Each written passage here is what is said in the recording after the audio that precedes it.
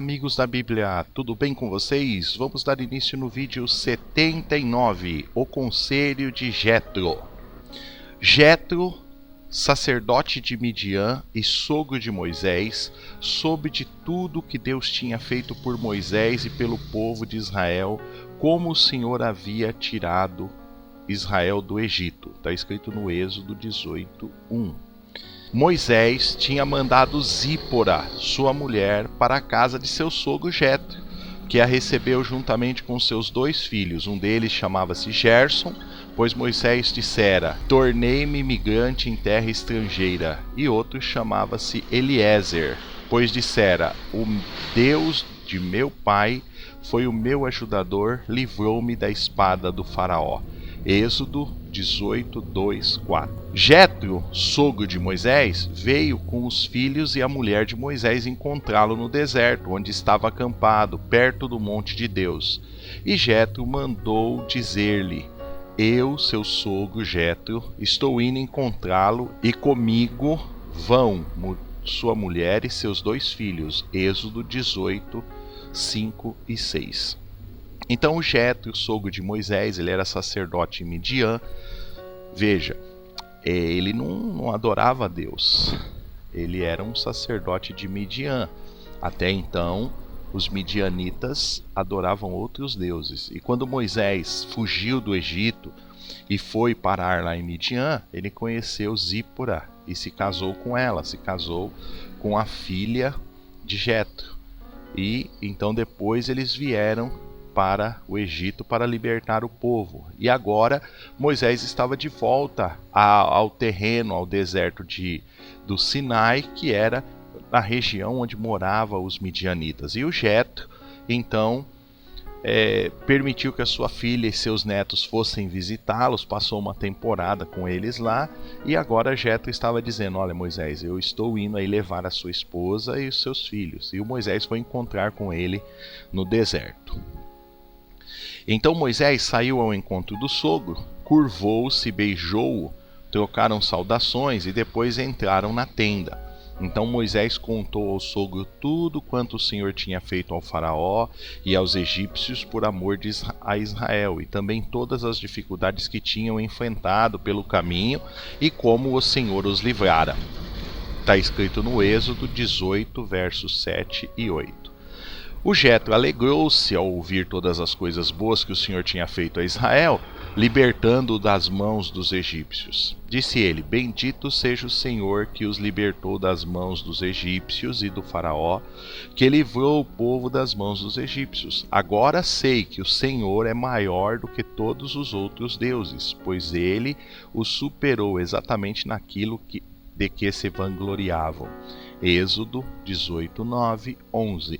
Veja que o Jetro, então, ele glorifica a Deus e diz: Deus é maior do que os outros deuses, né? Então ele confiava em outros deuses, mas na verdade o próprio Deus tinha falado: eu sou o único, não existe outro Deus além de mim. Mas o Jetro então glorificou a Deus pelas obras que Deus tinha feito ao povo de Israel. Então Jetro, o sogro de Moisés, ofereceu um holocausto e sacrifícios a Deus. E Arão veio com todas as autoridades de Israel para comerem com o sogro de Moisés na presença de Deus. Êxodo 18, 12. Então Jetro ofereceu ali um holocausto e Arão e os demais autoridades de Israel, os anciãos, vieram ali para se juntar a ele e participar daquela festa, né? No dia seguinte, Moisés assentou-se para julgar as questões do povo, e este permaneceu de pé diante dele desde a manhã até o cair da tarde. Está escrito no Êxodo 18, 13. Então, lembre-se que o povo era uma quantidade enorme, 2,5 milhões de povo, né?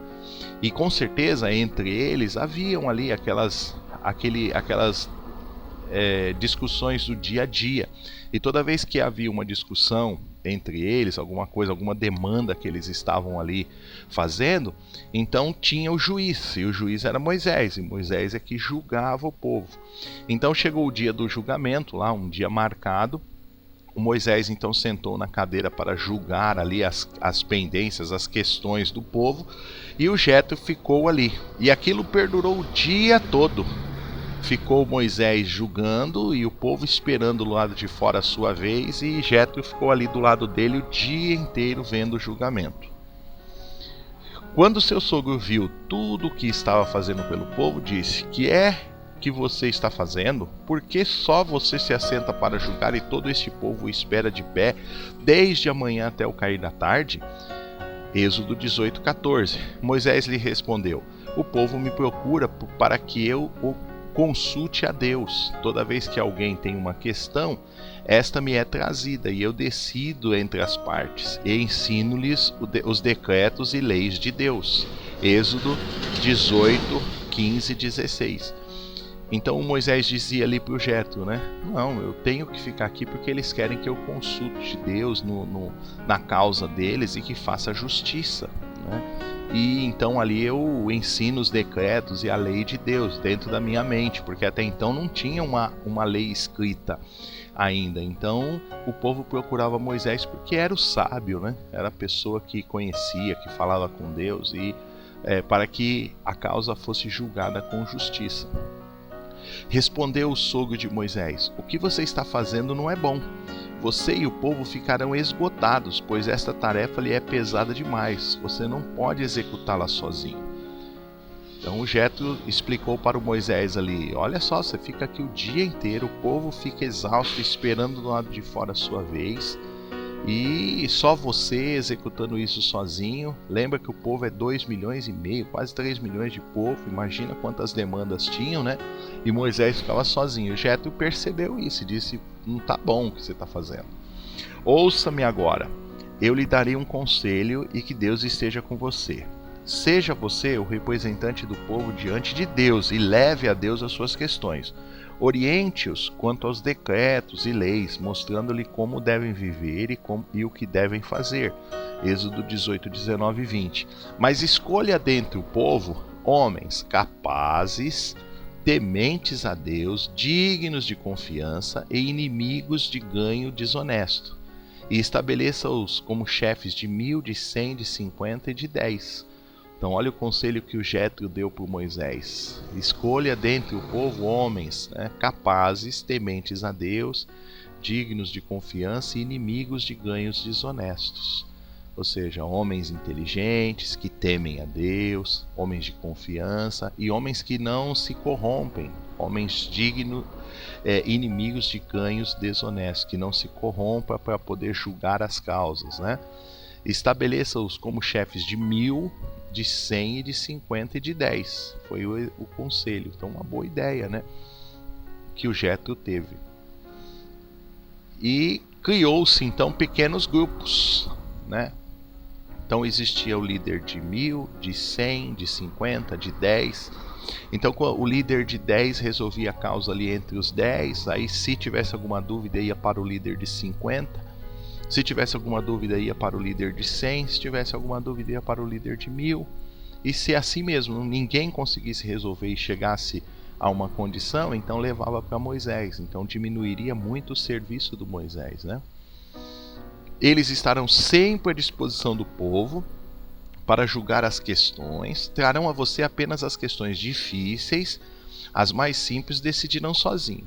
Isso tornará mais leve o seu fardo, porque eles o dividirão com você. Está escrito no Êxodo 18, 22. Se você assim fizer, e se assim Deus ordenar, você será capaz de suportar as dificuldades e todo esse povo voltará para casa satisfeito, porque não tem demora, né? Rapidinho se resolve os problemas.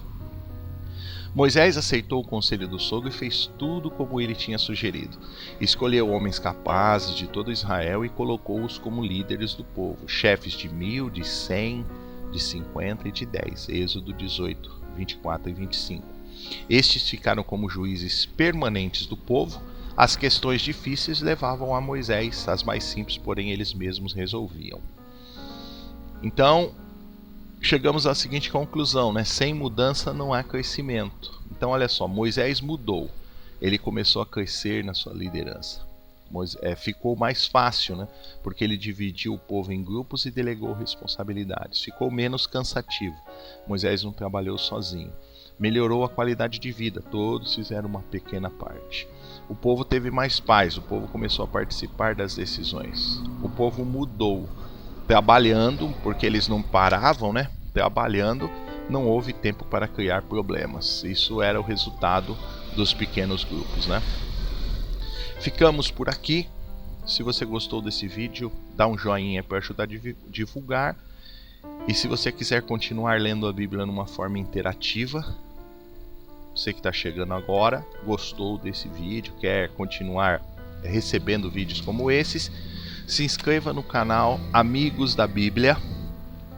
Esse canal tem a finalidade de ler a Bíblia Sagrada de uma forma interativa, procurar, né, na medida do possível, explicar as questões, colocar assim de uma forma mais lúdica para que todos possam ler juntos, porque mostra de uma forma mais fácil. E você que já é inscrito, compartilhe esse vídeo, né? Porque aí as pessoas vão poder também se agregar a nós e nós vamos ler a Bíblia nesse formato diferente. O importante é nós conhecermos este livro sagrado chamado Bíblia, né? Que é a palavra de Deus na Terra. Foi um prazer fazer esse vídeo para vocês. Um grande abraço, tudo de bom, fica com Deus. Tchau, tchau.